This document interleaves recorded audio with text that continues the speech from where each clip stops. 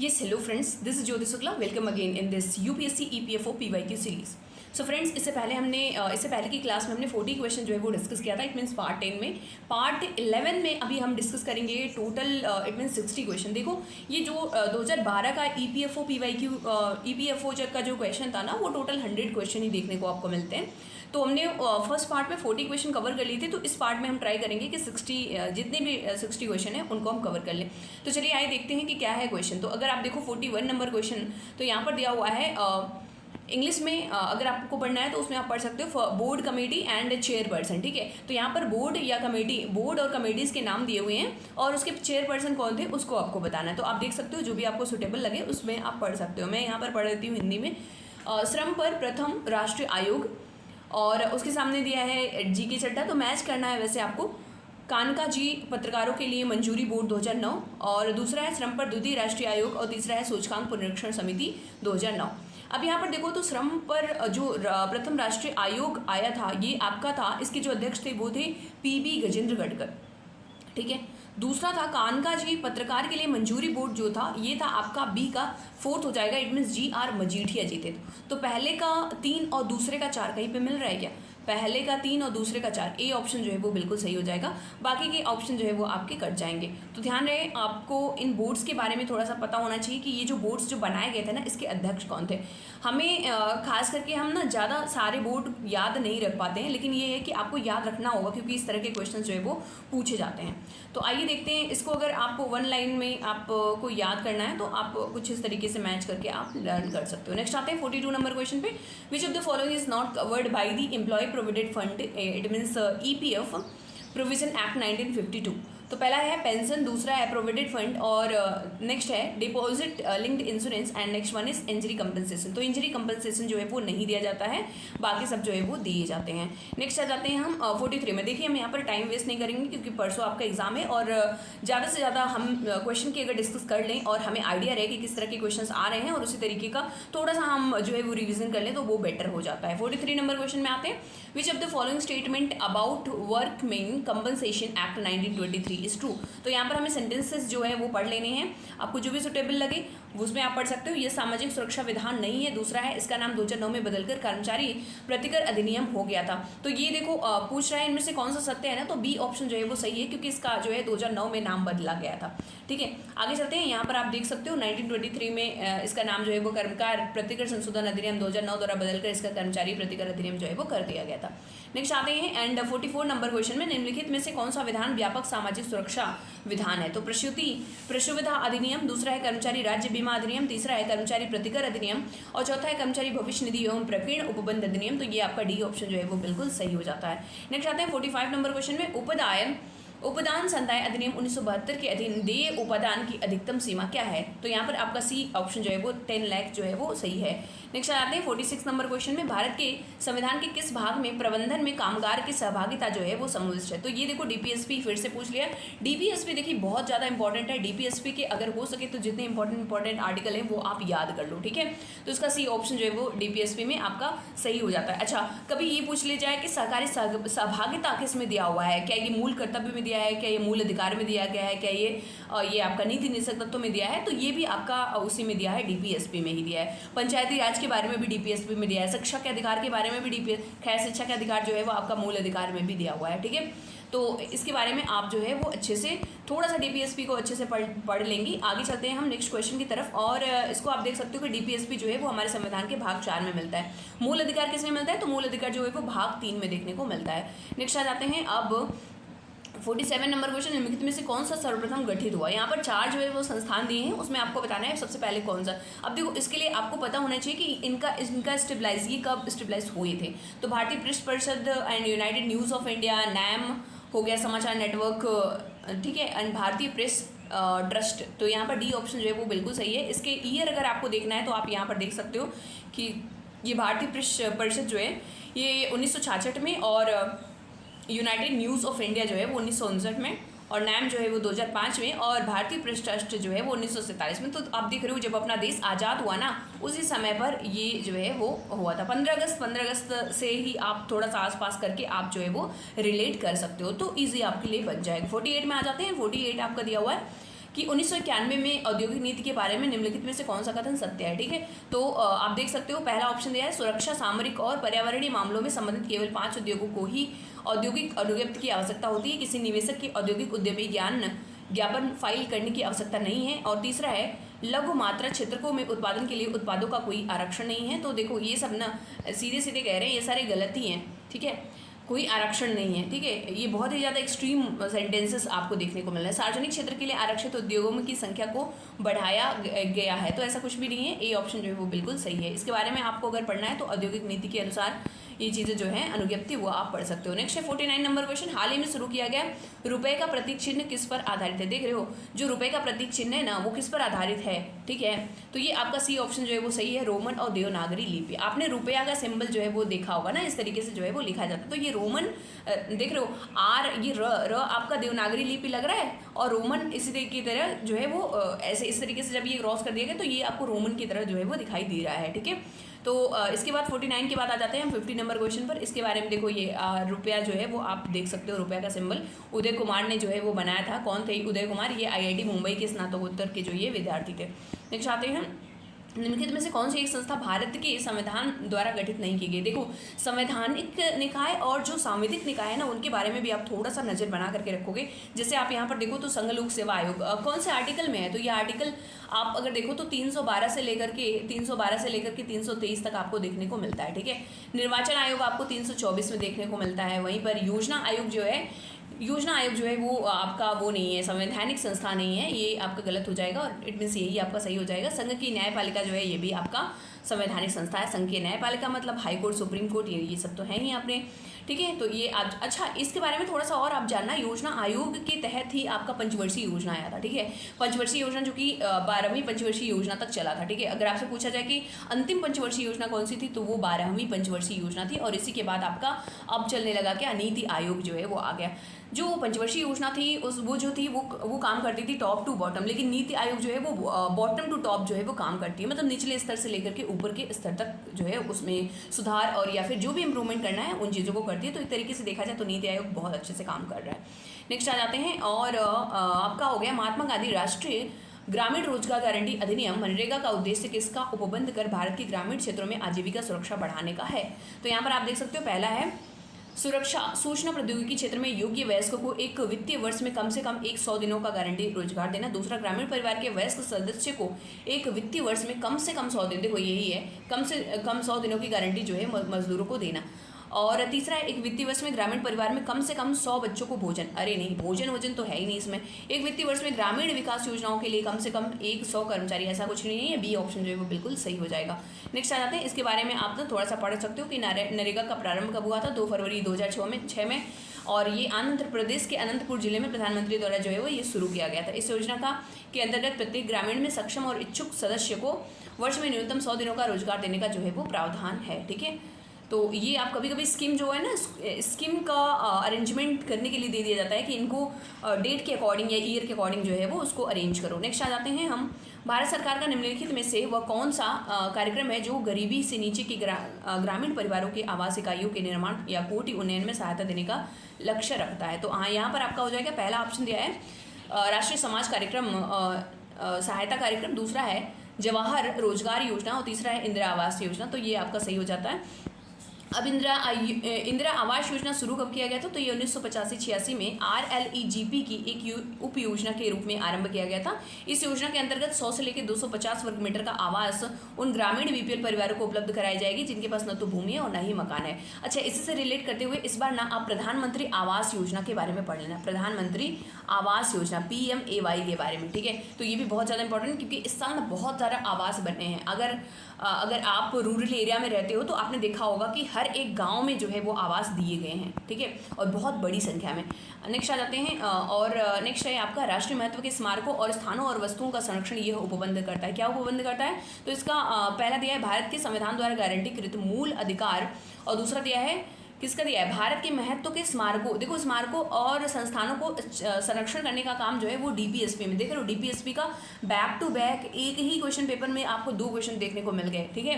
तो ये कितना ज़्यादा इंपॉर्टेंट है। तो डीपीएसपी भारत के संविधान के नीति निर्देशक तत्व, बिल्कुल ये नीति निर्देशक तत्व में कौन से आर्टिकल में, तो आर्टिकल 49 में, आर्टिकल 49 के तहत जो है वो रखा गया है। अच्छा, अगर आपसे पूछा जाए आर्टिकल 40 में क्या है, तो आर्टिकल 40 जो है वो आपका पंचायती राज है, ठीक है, पंचायती राज याद रखना, ये बहुत ही ज़्यादा इंपॉर्टेंट है। अगर आपसे पूछा जाए 45 में क्या है, आर्टिकल 45 में, तो ये शिक्षा के बारे में दिया हुआ है, ठीक है। और यही शिक्षा के अधिकार को जो है ये मूल अधिकार बना दिया गया था कब, 86वें संविधान संशोधन अधिनियम 2002 के तहत, 2002 में 86वें संविधान संशोधन के तहत जो है वो इसको शिक्षक के अधिकार को मूल अधिकार जो है वो बनाया गया था। यहाँ पर आप देख सकते हो डीपीएसपी जो है वो 36 से लेकर 51 में है, भाग 4 के अंतर्गत आता है, और ये जो है संरक्षण अनुच्छेद जो है 49 में दिया गया है। नेक्स्ट आ जाओ, नेक्स्ट आपका क्वेश्चन है कि भारत के संविधान की 7वीं अनुसूची में किसके संबंध में उपबंध है, तो 7वीं अनुसूची जो है वो आपका है संघ राज्य समवर्ती सूची के बारे में, ठीक है, कि संघ सूची में कितने विषय रहेंगे, राज्य सूची में कितने विषय रहेंगे, और समवर्ती सूची में कौन से विषय। क्या आप मुझे बता सकते हो कि शिक्षा का अधिकार जो है वो, शिक्षा जो है वो कौन सी सूची में आता है, तो शिक्षा जो है वो आपका समवर्ती सूची में आता है, ठीक है, समवर्ती सूची में आता है, ये ध्यान रखना। रेल वगैरह, रेल बैंकिंग वगैरह किस में आते हैं, तो वो आपके जो है संघ सूची में आते हैं। अगर हॉस्पिटल की बात करी जाए तो हॉस्पिटल जो है वो आपका राज्य सूची का विषय है, पुलिस जो है वो राज्य सूची का विषय है, ठीक है। तो ये चीज़ें जो है वो आप याद रखोगे, संघ सूची राज्य सूची में क्या क्या चीज़ें हैं वो भी आपको थोड़ा सा ध्यान बना करके चलना होगा। नेक्स्ट आते हैं हम, मध्याह्न भोजन 1995 में किस उद्देश्य से शुरू की गई थी, तो ये जो था प्राथमिक विद्यालय के बच्चों का नामांकन, प्रतिधारण और उपस्थिति बढ़ाना, बिल्कुल सही है। प्राथमिक विद्यालय के बच्चों की पोषण स्थिति में सुधार लाना, ये भी सही है। और तीसरा दिया है कि ग्रामीण परिवार के बीच पढ़ने की आदत में सुधार करना, नहीं ऐसा कुछ नहीं है। और चौथा है ग्रामीण विद्यालय के बच्चों में टिफ़िन बॉक्स के उपयोग को प्रोत्साहित करना, नहीं, अगर टिफ़िन बॉक्स के को प्रोत्साहित करना था तो फिर स्कूलों में क्यों बनाया जाता, तो आपका 1 और 2 जो है वो ऑप्शन सही हो जाएगा, इट मीन्स पहला ऑप्शन जो है वो बिल्कुल सही है। नेक्स्ट आ जाते हैं 56 नंबर क्वेश्चन में, और 56 नंबर क्वेश्चन में अगर आओ आप, तो यहाँ पर आप देख सकते हो कि भारत के राष्ट्रपति का निर्वाचन किनके निर्वाचन से मिलकर बने एक निर्वाचक गण द्वारा किया जाता है। तो संसद के, आपको पता होना चाहिए कि जो भारत के राष्ट्रपति का निर्वाचन होता है ना, वो सिर्फ और सिर्फ जो चुने हुए होते हैं लोग, उन्हीं के द्वारा जो है वो जो है उनका चुनाव होता है। इट मीन्स लोकसभा और राज्यसभा और विधानसभा के जो ओके, तो इस तरीके से इसका जो आंसर हो जाएगा वो हो जाएगा आपका सी, यानी कि 1 और 2। नेक्स्ट चलते हैं नेक्स्ट क्वेश्चन की तरफ, और यहाँ पर आपका है 57 नंबर क्वेश्चन। 57 नंबर क्वेश्चन में कह रहा है कि भारत में निर्वाचक नामावलियों तैयार करने की जिम्मेदारी किसकी होती है, तो ये निर्वाचन आयोग की होती है। निर्वाचन आयोग किस अनुच्छेद में है, तो ये अनुच्छेद 324 में दिया हुआ है, ठीक है। तो इसके बारे में आपको पता होना चाहिए। निर्वाचन आयोग जो होता है यही आपका लोकसभा का चुनाव कराता है, यही आपका राष्ट्रपति का चुनाव कराता है, ठीक है, और राज्यसभा का चुनाव, ये सारे चुनाव जो है वो कराने का काम उपराष्ट्रपति से लेकर के सभी का चुनाव यही कराता है। तो ये आप पढ़ सकते हो इसके बारे में, वैसे आपने पढ़ ही लिया होगा। नेक्स्ट चलते हैं, बिना टाइम वेस्ट किए, हमारे देश का प्रधानमंत्री बनते समय किसी व्यक्ति को क्या एलिजिबिलिटी होनी चाहिए, संसद के किसी एक सदन का सदस्य होना चाहिए, यह नहीं है तो वह उसे 6 माह के भीतर किसी एक सदन का सदस्य जो है वो बन जाएगा, बिल्कुल सही है। सदस्य आवश्यक नहीं है कि संसद किसी एक सदन का सदस्य हो, परंतु 6 माह के भीतर लोकसभा का निर्वाचित सदस्य बनना आवश्यक है, ऐसा नहीं है। लोकसभा जरूरी थोड़ी ना होता है, वो राज्यसभा का भी हो सकता है। जैसे अपने मनमोहन सिंह जी को देख लो, मनमोहन सिंह जी जो थे वो राज्यसभा के मेंबर थे, ठीक है। तीसरा है, निम्नलिखित में से पहले संसद के किसी एक सदन का सदस्य होना आवश्यक है, ऐसा कुछ भी नहीं है, 6 महीने तक कोई भी बन सकता है। ये है कि 25 साल से ऊपर की एज होनी चाहिए, ठीक है। राज्यसभा का सदस्य होना आवश्यक है, नहीं, तो राज्यसभा या लोकसभा कोई भी हो सकता, तो ये ऑप्शन जो है वो बिल्कुल आपका सही है। 58 के बाद चलते हैं नेक्स्ट नंबर क्वेश्चन पर, यानी कि आपका हो जाएगा 59 नंबर क्वेश्चन। तो 59 नंबर क्वेश्चन में अगर देखो तो सूची 1 को सूची 2 में जो है वो आपको मिलाना है। तो आपका दिया है द्वितीय प्रशासनिक सुधार आयोग, विजय केलकर, और ये अगर आप देखो तो द्वितीय प्रशासनिक सुधार आयोग जो था वो आपका था वीरप्पा मोइली, ठीक है। तो वीरप्पा मोइली जो है वो इसके अध्यक्ष थे। द्वितीय केंद्र राज्य संबंध, तो ये आपका पुंछी आयोग। देखो पुंछी आयोग ना बहुत ज़्यादा इंपॉर्टेंट है, क्यों ज़्यादा इंपॉर्टेंट है, क्योंकि आए दिन जो है वो गवर्नर को लेकर के स्टेट के साथ में ना इशू होते रहते हैं। जैसे अभी आपने देखा होगा कि केरला में, कर्नाटका में, तमिलनाडु, इन सब स्टेट्स में ना जहाँ पर बीजेपी की गवर्नमेंट नहीं है, इट मीन्स जो केंद्र में सरकार है उस मतलब वो सरकार जो है वो राज्य में नहीं है, तो वहाँ पर आए दिन जो है वो क्लासेस देखने को मिलते हैं, जिससे हम बंगाल में भी देखते रहते हैं, ठीक है। तो पुंछी आयोग ने ना बहुत सारी रिकमेंडेशंस दी थी जो कि राज्यपाल से भी संबंधित है, तो उसको एक बार जरूर देख लेना आप लोग। नेक्स्ट 13वां वित्त आयोग। तो अच्छा, इतने से अगर आप मैच करो तो A का 4 B का 3, तो A का 4 B का 3 आपका दूसरा जो है वो बिल्कुल सही हो जाएगा, पहला ऑप्शन। अब इसमें C जो है वो C का आपका पहला हो जाएगा, 13वां वित्त आयोग विजय केलकर, और संविधान की कार्यकारिणी समीक्षा हेतु जो बना था वो आपका वेंकट चलैया जो है वो समिति थी। अब इसको आप सीधे सीधे भी देख सकते हो कि कौन कौन सा क्या क्या है, ठीक है। एक बार इसको अच्छे से देख लेना और ट्राई करना कि आपको मेमोराइज हो जाए, ठीक है। 60 नंबर क्वेश्चन में आते हैं। 60 नंबर में सरदार हुकुम सिंह, जगजीवन राम, इंद्रजीत गुप्ता, सोमनाथ चटर्जी और सेठ गोविंद दास, इनमें से कौन सी समानता है? तो ये लोग जो थे अल्पकालीन जो है वो अध्यक्ष थे, किसके? लोकसभा के अध्यक्ष थे। नेक्स्ट आते हैं 61 नंबर क्वेश्चन में। यहाँ पर दिया हुआ है कि हमारी संसद में काम रोको प्रस्ताव का प्रयोजन का क्या प्रयोजन है? तो इसका ए ऑप्शन जो है वो सही हो जाएगा, अत्यावश्यक लोक महत्व के निश्चित विषय पर परिचर्चा होने देना। देखो, काम रोको motion it means adjournment motion. Adjournment motion का मतलब क्या होता है कि क्या करते हैं कि हम कोई इंपॉर्टेंट विषय है उसमें मतलब जल्दबाजी ना हो जाए, अगर कोई भी चीज़ें आ रही हैं तो उसमें जल्दबाजी ना करी जाए, थोड़ा सा उसमें चर्चा परिचर्चा किया जाए, तभी जो है वो फिर उसको आगे बढ़ाया जाए, ठीक है। तो इसको आप थोड़ा सा एक बार एडजर्नमेंट मोशन जो है वो डिफरेंट तरह के, कट मोशन जो हो गए, एडजर्नमेंट मोशन जो हो गए, इन सब मोशन को एक बार अच्छे से जरूर पढ़ लेना। नेक्स्ट है भारतीय संसद के प्राधिकार के परिसीमन से संबंधित निम्नलिखित कथनों पर विचार कीजिए। पहला है, अधिकांश महत्वपूर्ण विधियों का संसद में पुनर्स्थापन राष्ट्रपति की पूर्व सम्मति से ही होता है। ऐसा नहीं है, मोस्टली तो ऐसा होता है कि राष्ट्रपति की पूर्व सहमति की जरूरत नहीं पड़ती। संसद को संविधान द्वारा निर्धारित अधिकारिता के भीतर ही क्रियाशील होना होता है, बिल्कुल सही है।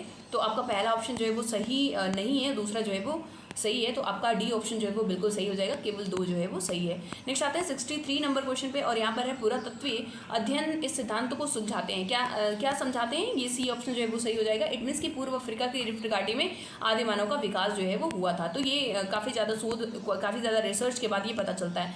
भारत में पूरे दक्षिण पूर्व एशिया में बौद्ध मत के प्रसार को वर्णित करने के लिए किस शब्द का प्रयोग किया जाता है? तो बी ऑप्शन जो है वो बिल्कुल सही है। इट मीन सांस्कृतिक प्रसार शब्द का हम उपयोग करते हैं कि इससे जो है वो सांस्कृतिक प्रसार हुआ था पूरे भारत में। न्यूनतम मजदूरी अधिनियम 1948 का मुख्य उद्देश्य किस क्षेत्र में लगे कामगारों के हितों की रक्षा करना है? तो ए ऑप्शन जो है वो सही हो जाएगा। इट मीन्स असंगठित क्षेत्र जो है वो बिल्कुल सही आंसर है। नेक्स्ट आ जाते हैं हम, और नेक्स्ट आपका क्वेश्चन है 66 नंबर, सामान्य कीमत और बाजार कीमत के बीच संबंध को निम्नलिखित में से कौन सा एक व्यक्त करता है? तो आपका सी ऑप्शन जो है वो सही हो जाएगा। बाजार कीमत की प्रवृत्ति सामान्य कीमत के बराबर होने की है, ठीक है। मैं थोड़ा जल्दी कर रही हूँ क्योंकि टाइम बहुत ही कम है, आपको अच्छे से रिवाइज कर लेना है एक बार से सारी चीज़ों को। विरासत के संबंध में कथनों पर विचार कीजिए। विरासत वह है जो वंशागत हो या हो सकती है। दूसरा है, विरासत समुचित कब्जे में होने वाली कोई प्रदत्त या प्राप्त चीज़ है। तो यहाँ पर सी ऑप्शन जो है वो बिल्कुल सही है कि दोनों ऑप्शन जो है वो सही हैं। विरासत के बारे में होप सो आपको पता ही होना होगा, ठीक है, और नहीं है तो एक बार बिल्कुल देख लेंगे। बैंक बीमा क्या होता है? तो बैंक बीमा जो है वो सी हो जाएगा ऑप्शन। सम्मिश्र वित्तीय सेवा जो बैंक और बीमा दोनों के उत्थान के लिए उत्थान जो है वो प्रदान करता है। नेक्स्ट आ जाते हैं हम, और नेक्स्ट आपका क्वेश्चन, मुद्रास्फीति कैसे नियंत्रित होती है? तो मुद्रास्फीति नियंत्रित करने के लिए लोक व्यय में कमी, अगर लोक व्यय में कमी कर देना तो वो आपका मुद्रास्फीति जो है वो, क्योंकि देखो जब भी ना मार्केट में पैसे नहीं होते हैं, ठीक है, मार्केट में पैसे नहीं होते हैं तो गवर्नमेंट क्या कहती है, पैसे जो है वो लोगों के बीच में बांटती है। जैसे आपने देखा होगा कि कोविड के टाइम पर गवर्नमेंट ने ना 500 रुपये सबको देना शुरू कर दिया था, ठीक है, और सब लोग जा रहे थे। अब 500 रुपये दे क्यों रहा था? क्योंकि मार्केट हमारा जो है ना एकदम जब्त हो गया था, कोई सामान वगैरह नहीं ले रहा था, बहुत सारे लोगों के पास पैसे नहीं थे, तो गवर्नमेंट ने 500 रुपये दिए ताकि लोग जाकर के सामान वगैरह लेने लगे। और जब सामान ले रहे फिर क्या हो गया, इन्फ्लेशन हाई हो गया, मतलब इन्फ्लेशन बढ़ने लगा, और फिर क्या हुआ, इन्फ्लेशन हाई। अब जब इन्फ्लेशन हाई हो गया तो फिर गवर्नमेंट क्या करने लगी, फिर जो है वो ये जो समाज जो मतलब फ्री में जो चीज़ें बांटती है ना, इट मीन्स फ्री में अगर पैसे वगैरह डिफरेंट तरह की स्कीम्स जो चला रही है उनको कम कर देगी, ठीक है, तो उससे क्या हो जाएगा, इन्फ्लेशन में जो है वो कमी आएगी। नेक्स्ट आ जाते हैं 70 नंबर क्वेश्चन। तो यहाँ पर दिया है 19वीं सदी के प्रारंभ में अंग्रेजों ने विस्तृत सर्वेक्षण किए। यह शिलाकृति, मिट्टी की गुणवत्ता, वनस्पति, जीव जंतु, तर्कसंगत इतिहास और फसल प्रतिरूप को जानने का प्रयास है। तो सी ऑप्शन बिल्कुल सही है, यानी कि दोनों ऑप्शन जो है वो सही हो जाएंगे। नेक्स्ट क्वेश्चन पर चलते हैं 71 नंबर क्वेश्चन, और यहाँ पर आप देख सकते हो 16वीं सदी के मुगल और ऑटोमन दोनों साम्राज्यों के बारे में निम्नलिखित कथनों में विचार कीजिए और कौन सा सही है। इन दोनों साम्राज्यों के पास शक्तिशाली नौसेना थी जिनमें यूरोपीय नौसेना रखी गई थी। दूसरा है, बारूद वाले हथियारों और बड़े पैमाने पर अधिकारी के उपयोग में इन दोनों साम्राज्यों ने विस्तार किया, बिल्कुल सही है। नेक्स्ट आ जाते हैं, एंड नेक्स्ट आपका सिर्फ वन ही एक लाइन है, इन दोनों साम्राज्यों ने कलात्मक और सांस्कृतिक प्रयासों को नगण्य मदद की। नेक्स्ट है, इन दोनों साम्राज्यों में बहुसंख्यक लोग मुसलमान थे। देखो बहुसंख्यक लोग मुसलमान है, ये थोड़ा सा एक्सट्रीम वर्ड हो गया, इसको आप काट सकते हो। कलात्मक और सांस्कृतिक प्रयासों का नगण्य है, बिल्कुल नहीं है भाई।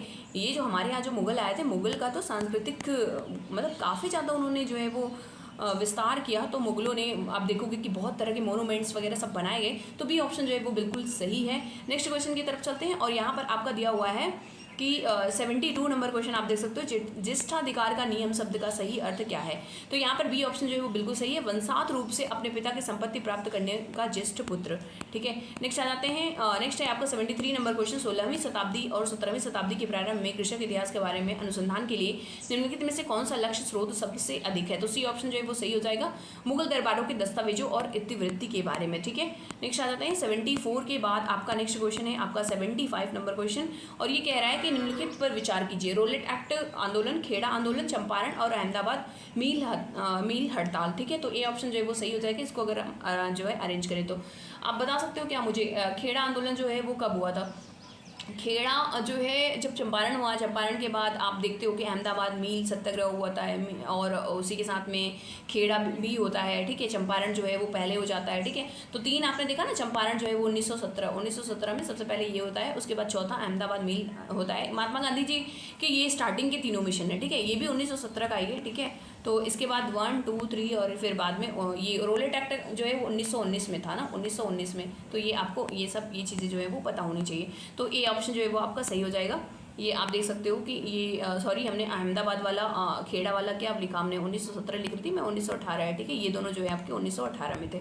ठीक है, सबसे पहला जो था 17 में ये आपका चंपारण था। आगे चलते हैं हम, और 75 नंबर क्वेश्चन में निम्नलिखित कथनों में भारत की अर्थव्यवस्था के विकास के आधारिक संरचना अवरोध कहा जा सकता है। तो सी ऑप्शन जो है वो भूमि अधिग्रहण में देरी जो है वो सही है। नेक्स्ट आते हैं हम, और नेक्स्ट आप हमें लगता है कि इंग्लिश का क्वेश्चन आ गया। What according to you the theme and the idea of the passage. ठीक है, अब इस पैसेज को आप पढ़ लेना, अब पढ़ोगे तभी आपको समझ में आएगा। अब पढ़ने में देखो बहुत ज़्यादा टाइम लगेगा, और थोड़ा सा आप ना अगर आपको पढ़ना है तो आराम से आप स्क्रीनशॉट लो और आराम से पढ़ो इसको। मैं थोड़ा सा जूम आउट कर देती हूँ। It has been rightly said that we spend the first half our lives trying to understand the older generation। इसको पढ़ लेना आप। ठीक है, इसको एक बार आप पढ़ लेना, पढ़ लोगे तो फिर आपके लिए इजी हो जाएगा, या फिर डायरेक्टली आप क्वेश्चन में चल सकते हो। तो ए ऑप्शन जो है वो आपका सही हो जाएगा, जनरेशन गैप जो है वो बिल्कुल सही है। नेक्स्ट आते हैं, older generation suspicious about the young generation as the youngers lack. तो यहाँ पर आपका सी ऑप्शन जो है वो पेशेंस जो है बिल्कुल सही हो जाएगा। नेक्स्ट है the author seems to be supportive of the idea that. तो सी ऑप्शन जो है वो सही हो जाएगा, यंगर जनरेशन। अब देखो ये पैसेज आप पढ़ोगे तभी आप इजीली जो है वो कर सकते हो। मैं यहाँ पर सीधे मार्क करके चल रही हूँ, क्योंकि आप ना जो है वीडियो को रोक करके थोड़ा पास करके फिर आराम से आप पढ़ लेना और फिर आंसर देने की कोशिश करना। नेक्स्ट हम चलते हैं 79 नंबर क्वेश्चन पर, and yet the word goes on what is the turn off the author in this statement. तो ए ऑप्शन जो है वो सही हो जाएगा, ऑप्टिमिस्टिक। ठीक है, नेक्स्ट अब फिर से दूसरा पैसेज दिया हुआ है, दूसरे पैसेज को भी आपको अच्छे से रीड आउट करना है, और ताकि आप सारे क्वेश्चन का आंसर जो है वो इजीली दे सकते हो। मैं थोड़ा सा पढ़ देती हूँ। Who deserve more severe punishment, one who give bribes, ठीक है, ब्राइबिस, और the one who take them the corrupt practices. ठीक है, इसको एक बार अच्छे से पढ़ लेना, एक बार पढ़ लेना, टाइम लगेगा। देखो मैं यहाँ पर ना टाइम वेस्ट नहीं करना चाह रही हूँ, मुझे पता है कि टाइम बहुत ही कम है। और हाँ, एक चीज़ और, मैं मतलब आपके लिए ये वीडियोस वगैरह ला रही हूँ, तो प्लीज़ एक बार ना आप चैनल को सब्सक्राइब जरूर कर दिया करो, क्योंकि यार चैनल सब्सक्राइब कर देने से कुछ जाता नहीं है। ठीक है, आपको कुछ नहीं जाएगा, सिर्फ और सिर्फ आपको चैनल सब्सक्राइब कर देना है, लाइक कर देना है अगर आपको अच्छा लगे तो, अदरवाइज लाइक करने के मतलब आप फीडबैक दे सकते हो जरूर कि क्या गलत, क्या कुछ इम्प्रूव करना चाहिए हमें, क्योंकि देखो एक कोऑपरेशन होना चाहिए देखने वाले का भी और वीडियो बनाने वाले का भी, तो ज़्यादा अच्छा होता है। तो एक लर्नर की तरह मैं भी हूँ। ठीक है, मैं भी तैयारी ही कर रही हूँ, तो मतलब इतना ज़्यादा परफेक्टनेस नहीं है मेरे अंदर, तो ज़रूर आप फीडबैक दीजिए, और प्लस यार प्लीज़ मतलब सब्सक्राइब तो कर ही दिया करो। नेक्स्ट है 10th number question, the author feels that the practice of the bribery is there because there are willing bribe givers. ठीक है, तो आपका ए ऑप्शन जो है वो बिल्कुल सही है, ट्रू जो है वो आपका हो जाएगा। अगर आपने पैसेज पढ़ोगे तो टाइम लगेगा, टाइम टेकिंग है। Who according the author is the more responsible among the following. तो बी ऑप्शन जो है वो सही है, द ब्राइब गिवर। ठीक है, नेक्स्ट आ जाते हैं हम 82 नंबर क्वेश्चन में, according to the author should be punished more severely. तो बी ऑप्शन जो है वो सही है, ब्राइब गिवर। नेक्स्ट आ जाते हैं हम 83 नंबर क्वेश्चन पे, who according to the author is more corrupted. तो सी ऑप्शन जो है वो सही है। आप देख लेना एक बार पैसेज को अच्छे से, और फिर आप आंसर देने की कोशिश करना। The judgement made before all the fact are known must be called. तो सी ऑप्शन जो है वो सही है, प्री मैच्योर जो है वो सही हो जाएगा। नेक्स्ट आते हैं हम and 85 number question, who among the following pairs of word express the relation exclusive and capture. तो ठीक है, तो यहाँ पर अगर आप देखो तो बी ऑप्शन जो है वो आपका रिलेशनशिप सेम रिलेशन दिखा रहा है। जिस तरीके से एक्सक्लूसिव का कैप्चर के साथ में रिलेशन है, उसी तरीके से हेड स्ट्रॉन्ग का कंट्रोल के साथ में जो है वो रिलेशन है। ठीक है, नेक्स्ट आ जाते हैं हम। नेक्स्ट आप इसकी मीनिंग जो है वो अगर आप समझना चाहते हो तो बिल्कुल आप इसका एक्सप्लेनेशन दिया हुआ है, आप यहाँ पर पढ़ सकते हो। Next 86 number question, choose the word which nearest opposite. ठीक है, यहाँ पर अपोजिट आपको बताना है। Choose the word which is nearest opposite to the meaning of the underline word. अब देखो यहाँ पर अंडरलाइन वर्ड है नहीं, ठीक है, तो I wish I could pursue my studies, तो डिसकंटिन्यू एंड तो परस्यू हो जाएगा। परस्यू के नीचे मुझे लगता है कि देना चाहिए, क्योंकि कुड वगैरह और सब स्टडीज़ के नीचे तो है रहेगा नहीं, तो ए ऑप्शन जो है वो सही है। It means discontinue. ठीक है, तो परस्यू का हो जाएगा आपका डिसकंटिन्यू। वैसे किसी काम में लगे रहना हो जाएगा आपका परस्यू का मतलब हो गया कंटिन्यू टू दी द, और अपोजिट जो हो जाएगा आपका डिसकंटिन्यू, इट मीन्स छोड़ देना, रोक देना हो जाएगा। नेक्स्ट आ जाते हैं हम 87 नंबर क्वेश्चन पर, which of the following option are closest meaning in this. ये आपका हो जाएगा क्या है आपका सर्केशियस। तो ये आपका ए ऑप्शन जो है वो इनडायरेक्ट हो जाएगा। इसका मतलब होता है लॉन्ग एंड नॉट डायरेक्ट। ठीक है, तो घुमावदार, और अगर हम इनडायरेक्ट की बात करेंगे तो ये आपका इनडायरेक्ट हो जाएगा, इट मीन्स अप्रत्यक्ष हो जाएगा। 88 नंबर क्वेश्चन में आते हैं। अब यहाँ पर फिर से आपका जो है जीके का ही क्वेश्चन है, इट मीन्स इकोनॉमिक्स का क्वेश्चन यहाँ पर दिया हुआ है। यह कहा जाता है कि मुद्रास्फीति को रोकने के लिए विदेशी अंतर्गत निष्फलीकरण का यहाँ क्या अर्थ है। तो यहाँ पर सी ऑप्शन जो है वो सही हो जाएगा। वांछनीय विनिमय दर को बनाए रखने के लिए तुल्य स्थानीय मुद्रा का आवरण करना। ठीक है, इसके बारे में आपको पढ़ना है। तो मुद्रास्फीति, होप सो आपने मुद्रास्फीति इन्फ्लेशन के बारे में काफ़ी अच्छे से पढ़ा ही होगा। नाबार्ड, अब नाबार्ड का जो है फुल फॉर्म देखो, ये क्वेश्चन ना रिपीट हुआ है। ठीक है, बहुत रेयरली ही यूपीएससी जो है अपने क्वेश्चंस को रिपीट करता है, बट मिलते हैं काफ़ी सारे क्वेश्चन। नाबार्ड तो बहुत ही ज़्यादा इंपॉर्टेंट है। ठीक है, तो आपका national agriculture bank and rural development, B option जो है वो आपका सही हो जाएगा। यहाँ पर आप देख सकते हो बी, एक मिनट क्या है, national bank for agriculture and rural, A option जो है वो आपका सही है। बी में बोल रही थी नेशनल एग्रीकल्चर बैंक एंड नहीं, ये नहीं होगा, तो ए ऑप्शन जो है वो बिल्कुल सही है। 89 का आपका ए हो गया। अब ये कब लाया गया था, तो नाबार्ड जो है वो छठी पंचवर्षीय योजना 1980 से 85 में, 1982 में इसकी स्थापना जो है वो करी गई थी। मुख्यालय इसका जो है वो मुंबई में है। ठीक है, तो ये विशेषकर क्या कहते हैं, किसानों को जो है वो लोन देने का काम करते हैं या किसानों की हेल्प करने का काम करते हैं। In which of the following act housing facility statutory provision. तो आप अगर देखो इन सारे ही ऑप्शन को, तो ए ऑप्शन जो है वो आपका बिल्कुल सही हो जाएगा। इट मीन्स बागान श्रम अधिनियम 1951। ठीक है, इसके बारे में भी थोड़ा सा आप पढ़ लोगे, कारखाना एक्ट और बागान श्रम अधिनियम के बारे में। नेक्स्ट है 91 नंबर क्वेश्चन, और यहाँ पर मैं हिंदी में पढ़ देती हूँ, इंग्लिश में आपको पढ़ना है तो बिल्कुल आप पास करके पढ़ सकते हो। मानव विकास के बारे में निम्नलिखित कदमों पर विचार कीजिए। एनजीओ की सहभागिता में कौशलों को समाज में काम लाया जा सकता है। दूसरा है व्यवस्था के आंतरिक अंतरालों को भरने के लिए पुनरावलोकन और अंतर्राष्ट्रीय अनुभव सहायक सिद्ध हो सकते हैं। तो यहाँ पर आप देख सकते हो केवल भी, तो डी ऑप्शन जो है वो बिल्कुल सही है। इट मीन्स 1 और 2 जो है वो दोनों ही ऑप्शन जो है वो सही हैं। ठीक है, तो ये आप टिक कर लोगे। नेक्स्ट आ जाते हैं, इसके बारे में आप पढ़ना है। तो एनजीओज जो होते हैं वो क्या है, नॉन गवर्नमेंटल ऑर्गेनाइजेशन। एक नेक्स्ट आते हैं 92 नंबर क्वेश्चन पर, निम्नलिखित में से कौन सा भारत में प्रति व्यक्ति आय की धीमी समृद्धि के मुख्य कारण है। ठीक है, तो ए ऑप्शन जो है वो बिल्कुल सही हो जाएगा। इट मीन्स पहला, दूसरा, तीसरा ही सही है। नेक्स्ट आ जाते हैं, नेक्स्ट है 93 नंबर क्वेश्चन। 93 में दिया है, यदि आरबीआई एक विस्तारवादी नीति जो है वो खुला बाजार संक्रिया को अपनाता है तो इसका मतलब क्या होगा। तो इसका मतलब जो है, अगर आप देखो तो यहाँ पर ऑप्शन दिया है प्रतिभूतियों को खुले बाजार में बेचेगा। बी ऑप्शन जो है वो सही हो जाएगा। इट मीन्स गैर सरकारी धारकों में प्रतिभूतियों को खरीदेगा। ठीक है, अब आप ये समझ रहे हो क्या कह रहा है कि खुला बाजार का मतलब हो गया कि कोई भी आकर के वहाँ पर प्रतिभूतियों को जो है वो खरीद सकता है। ठीक है, नेक्स्ट आ जाते हैं। अब आरबीआई क्योंकि इन्फ्लेशन वगैरह को कंट्रोल करता है और किस तरीके का मार्केट चल रहा है उसको देखता है। नेक्स्ट है, निम्नलिखित में से कौन से सहकारी कृषि को अधिक मजबूत प्रदान करने के लिए राष्ट्रीय सहकारी कृषि सलाहकार बोर्ड की सिफारिश नहीं की थी। तो यहाँ पर आप सभी को पढ़ लोगे सारे स्टेटमेंट, आपका बी ऑप्शन जो है वो बिल्कुल सही हो जाएगा। केवल नई भूमि को खरीदने के लिए ही आर्थिक सहायता जो है, ये ऑप्शन गलत है बिल्कुल। तो जो ऑप्शन गलत है वही आपका सही हो जाएगा। तो बाकी की सारी जो है वो रिकमेंडेशंस थी, ये भी रिकमेंडेशन था और ये भी। नेक्स्ट आ जाते हैं हम। अब इसके बारे में थोड़ा सा अगर आपको पढ़ना है तो बिल्कुल आप पढ़ लीजिएगा सहकारी कृषि के बारे में। नेक्स्ट है, संरचनात्मक योजना किसे निर्दिष्ट करती है। पहला है केंद्रीकृत योजना, दूसरा है विस्तृत लक्ष्य और कार्य नीतियाँ निर्धारित करना, और नेक्स्ट आपका है कि विद्यमान संस्थाओं के बदलना या नई संस्थाओं का सृजन करना, लचीले लक्ष्य को निर्धारित करना। तो सी ऑप्शन जो है वो आपका बिल्कुल सही हो जाएगा। नेक्स्ट आते हैं 96 नंबर क्वेश्चन पर। एचडीआई के बारे में दिया है। तो 3 state which human development index higher than China are. तो 3 स्टेट हैं जो कि जिनका जो है क्या दिया है, 3 राज्य जिनका मानव विकास सूचकांक चाइना से अधिक है, ठीक है।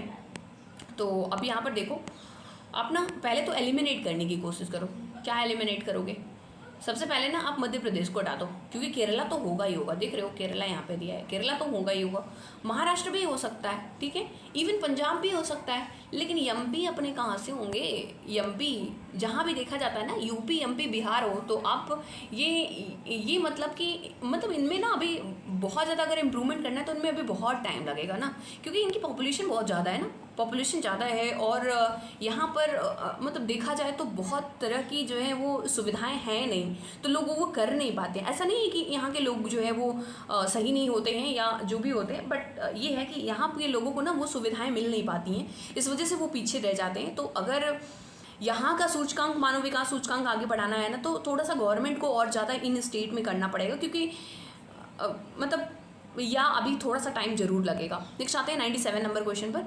तो यहाँ पर दिया है, नियंत्रक एवं महालेखा परीक्षक के संदर्भ में निम्नलिखित कथनों पर विचार कीजिए। पहला दिया है, राज्यों की लेखाओं संबंधी रिपोर्टों की राष्ट्रपति के समक्ष प्रस्तुत किया जाएगा, जो उनको संसद के समक्ष जो है वो रखवाएगा। दूसरा है, नियंत्रक महालेखा परीक्षक का भारत का राष्ट्रपति नियुक्त करता है और उसे केवल उन्हीं के आधारों पर ही और उसी रीति से हटाया जा सकता है जिन आधारों और रीति से उच्चतम न्यायालय के न्यायाधीश को हटाया जाता है। दूसरा है, संघ और राज्यों के लेखाओं को कैसे प्रारूप में रखा जाए, यह नियंत्रक महालेखा परीक्षक जो है वो विहित करता है। तो आपका सी ऑप्शन जो है वो सही हो जाएगा। इट मीन्स 2 और 3 जो है वो सही है, लेकिन पहला ऑप्शन जो है वो गलत है। तो 2 और 3 सही है एंड पहला जो है आप काट दोगे तो आपका ये हो जाएगा सही। नेक्स्ट आते हैं हम, और ये आप देख सकते हो अनुच्छेद 148 1 के अंतर्गत ये सब आते हैं। 98 नंबर क्वेश्चन में आते हैं।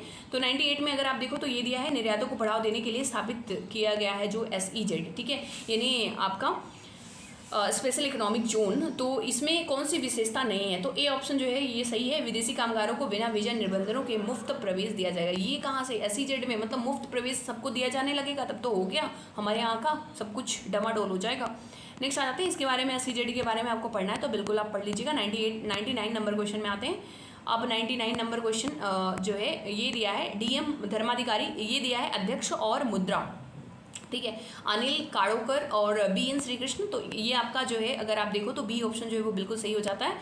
इसका सही सुमेलित देखो, सीधे सीधे यहाँ पर दिया हुआ है, DM धर्माधिकारी, अनिल काकोदकर, BN कृष्णा और आदि गोदरेज। तो ये आप एक बार जरूर देख लोगे, इस तरह के टॉपिक्स जो हैं अगर आपके सामने आते हैं तो। और नेक्स्ट आपका हो गया 100 और लास्ट नंबर क्वेश्चन, क्योंकि ये जो है 2012 में सिर्फ और सिर्फ जो है 100 ही क्वेश्चन थे, वैसे तो आपके 120 क्वेश्चन होते हैं, ठीक है। तो यहाँ पर क्या दिया हुआ है, इसमें राष्ट्रीय ग्रामीण जीविका मिशन NRLM निर्माण ग्रामीण निर्धन की जीविका विकल्पों को कैसे सुधारने का प्रयास करता है। पहला है, ग्रामीण क्षेत्रों में नए निर्माण उद्योगों और कृषि व्यापार केंद्र को वृहद संस्था में स्थापित कर। दूसरा है, स्वयं सहायता समूहों को मजबूत कर और कौशल विकास प्रदान कर। और तीसरा है, किसानों को बीज, उर्वरक, डीजल पंप और लघु सिंचाई उपकरण की निःशुल्क पूर्ति कर। तो 1 2 3 केवल 2, तो बी ऑप्शन जो है वो सही है, केवल 2 सही है, पहला और तीसरा जो ऑप्शन है वो गलत हो जाएगा। तो ये चीज़ें ना आपको ध्यान में रखना है। और इस तरीके से आपको PYQ के साथ में अगर आप ना पूरा का पूरा आप रिवीजन कर रहे हो तो काफ़ी ज़्यादा बेटर हो जाता है, काफ़ी ज़्यादा हेल्पफुल हो जाएगा। तो चलिए मिलते हैं किसी नए वीडियो में, bye bye and take care. हाँ प्लीज़ आप ना वीडियो को सब्सक्राइब, यानी इस चैनल को सब्सक्राइब कर देना और ज़्यादा से ज़्यादा लोगों को शेयर करना और फीडबैक जरूर देना। चलिए मिलते हैं किसी नए वीडियो में, bye bye and take care.